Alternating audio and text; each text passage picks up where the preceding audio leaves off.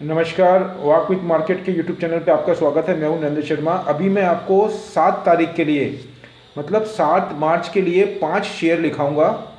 आपको गुजारिश करूंगा, मैंने इसके पहले एक वीडियो बनाया है, उसमें पूरा कंक्लूज़न है कि ये जो मैं 5 आपको शेयर लिखा रहा हूँ उसके पीछे क्या कारण है। तो मैं आपको अनुरोध करूंगा, आप ये अगर वीडियो देख रहे हैं तो इसका पहले का वीडियो अगर देखेंगे तो आपको ये जो मैंने दिए हैं उसके पीछे का लॉजिक, उसके पीछे का साइंस, उसके पीछे का कारण, उसके पीछे की एनालाइज आपको ख्याल आएगी।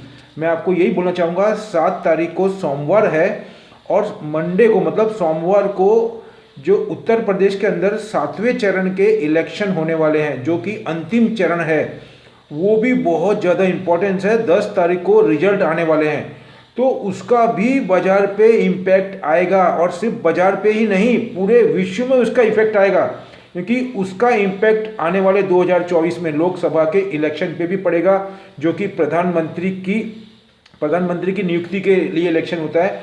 उसके बाद में ये बोलूँगा, उससे कॉन्फिडेंस बढ़ेगा। जो विश्व के बड़े बड़े बिजनेसमैन हैं उनका यहाँ पे इन्वेस्टमेंट करने का वो डिसीजन लेंगे।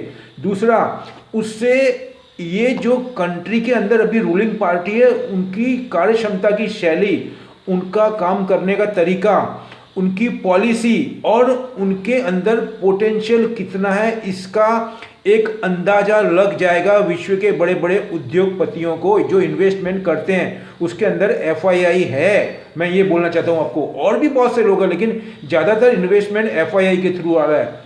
बाकी सभी बातें मैंने उसमें डिस्कस करी है, तो मैं सीधा पॉइंट के ऊपर आता हूँ। मैं आपको फिर बोलूँगा, अभी पिक्चर लगभग क्लियर, 6 चरण के अंदर ही पिक्चर क्लियर हो गया है। जो मैं आपको बोलना चाह रहा हूँ कि अभी तक के जो 6 चरण के इलेक्शन हुए हैं उसके अंदर 3 मार्च का जो था उसको लेकर के पिक्चर क्लियर बन गया है कि फुल मेजोरिटी में उत्तर प्रदेश में जो विधानसभा के इलेक्शन है उसमें योगी आदित्यनाथ फिर से मतलब चीफ मिनिस्टर बनने जा रहे हैं। और तो उसकी वजह से बहुत ही अच्छे तरीके से तालमेल रहेगा सेंट्रल और राज्यों का, मतलब केंद्र का और राज्यों का। उसी वजह से जो जो योजनाएं हैं केंद्र की वो जमीन पे धरातल पे दिखेगी। और जो स्टेट है उसको 5 साल का एक समय मिलेगा अपना कार्य क्षमता बताने का। अब मैं आता हूँ इन सबको लेते हुए, और जो मैंने आगे डिस्कस किया है वीडियो में, उन सबको देखते हुए मैं आपको बोलना चाहूँगा, अभी कल का ही हमारे finance minister miss Nirmala Sitharaman ने एक बहुत ही ब्रेकिंग न्यूज़ दिया है। उसमें टेलीकम्युनिकेशन के लिए उन्होंने बहुत बढ़ चढ़ करके बोला है। मैं आपको फिर बोल रहा हूँ, मैंने आगे भी बताया हुआ है, पूरे आने वाले समय के अंदर 5G का बहुत बड़ा अहम रोल होगा। 5G सिर्फ टेलीकम्युनिकेशन के लिए ही ऐसा न समझें। टेलीकम्युनिकेशन के अलावा इंडस्ट्री के अंदर, एआई के अंदर, ट्रांसपोर्टेशन के अंदर, शिपिंग लाइन के अंदर, इंडस्ट्री के अंदर, इन सभी के अंदर बहुत बड़ा की रोल अदा करेगा आने वाले टेक्नोलॉजी जो 5G की है वो। अब मैं उसी के तहत मैंने कुछ आइटम निकाली है, उसके अलावा और भी मैटर है। उसमें गवर्नमेंट ने ये डिक्लेयर किया है कि जो BSNL है, MTNL है, उसके थ्रू वो बहुत ज़्यादा इन्वेस्टमेंट करके ऐसी पॉलिसी बनाने जा रही है।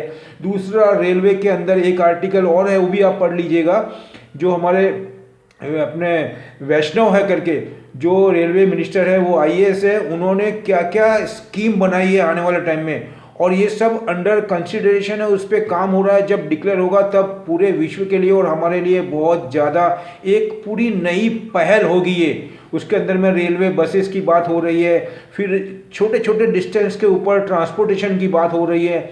उसकी वजह से होगा क्या, इकोनॉमी को एक तेज गति मिलेगी, और इकोनॉमी को वही चाहिए, उसको हम इंफ्रास्ट्रक्चर का रूप बोल सकते हैं। इंफ्रास्ट्रक्चर का काम तो हो ही रहा है, लेकिन उसके अलावा रेलवे को किस तरीके से इंफ्रास्ट्रक्चर का एक भाग बना करके उसको भी प्रॉफिटेबल लाया जाए और इकोनॉमी की साइकिल को बहुत तेज दौड़ाया जाए, जिससे कि विदेशों का इन्वेस्टमेंट बढ़ेगा और जो उद्योगपति है उनका भी साइकिल बढ़ेगी, जॉब अपॉर्चुनिटी बनेगी, etcetera etcetera dot dot dot. कहने का मतलब वो बहुत सारी चीज़ें इससे जुड़ी हुई है। तो उसके लिए मैंने भारतीय एयरटेल, मैंने आपको बताना चाहता हूँ, सबसे ज़्यादा बेनिफिशियरी रहेगा। इसमें जियो भी है रिलायंस का, लेकिन जो मेरा अनुभव है, जो मेरी स्टडी, उसके हिसाब से मैं फिर बोलना चाहूँगा आपको, मनी पावर ज़्यादा है रिलायंस के लिए, लेकिन मनी पावर से नहीं होता है, माइंड गेम से होता है, सर्विस से होता है और क्वालिटी ऑफ प्रोडक्ट उसके हिसाब से लोगों को आकर्षित किया जाता है। क्योंकि अब का जो कंज्यूमर है वो बहुत अपडेट है, बहुत इंटेलिजेंट है, तो उसको हमको जो उसकी रिक्वायरमेंट है वो फुलफिल करेगा, वो मार्केट में चलेगा या सरवाइव करेगा। तो उसके अंदर भारती एयरटेल 654 का क्लोजिंग है, 17 रुपये घटा हुआ है। आपका अगर 2-4 महीने का ओरिजिनल है और आइडल मनी है तो ये हमको शूटअप होगा। मैं आपको फिर बोल रहा हूँ शूटअप होगा, माइनस की तो मैं बात ही नहीं कर रहा हूँ। ये सब जो है उसमें खाली प्रॉफिट टेकिंग ही आ सकता है। अब इसमें मुझे लगता है ज़्यादा से ज़्यादा आपको मैं मान के चलूँगा कि 600 सवा 600 का बॉटम मान के चलो। बाकी उसमें अगर स्लैब वाइज बाय करते तो मुझे तो नहीं लग रहा है इसके अंदर के डाउन टर्न जाए। मेरे को अप साइड बहुत लंबी दिखती है इसके अंदर। दूसरा है हैप्पीएस्ट माइंड, जो कि डाटा के अंदर इसकी कंपनी में काम कर रही है और डाटा टेक्नोलॉजी के अंदर इनकी मोनोपोली है। इनका इशू भी आया था और उसका मैनेजमेंट भी बहुत अच्छा है। दूसरा टेली कम्युनिकेशन के अंदर भी है और जो आने वाले टाइम के अंदर जो सर्विस प्रोवाइड हो रही है, चाहे वो लॉजिस्टिक हो, चाहे शिपिंग लाइन हो, चाहे मेडिकल हो, हर क्षेत्र में इनका बहुत बड़ा और बहुत अच्छा काम है। लेटेस्ट बिजनेस को लेकर के है, वो सब बातों को रखते हुए मैंने ये चूज़ करी है।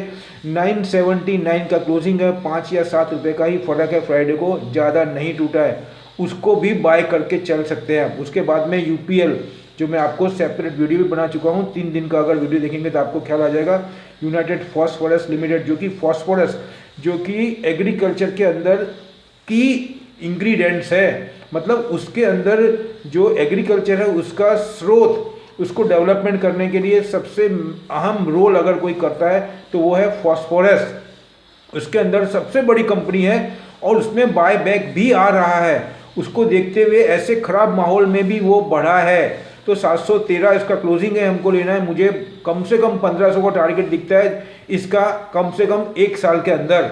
उसके बाद में सीमेंस में हमको एक अपॉर्चुनिटी मिल रही है 2400-2500 के ऊपर जा करके, अभी 2288 पे चल रहा है, कल का क्लोजिंग है।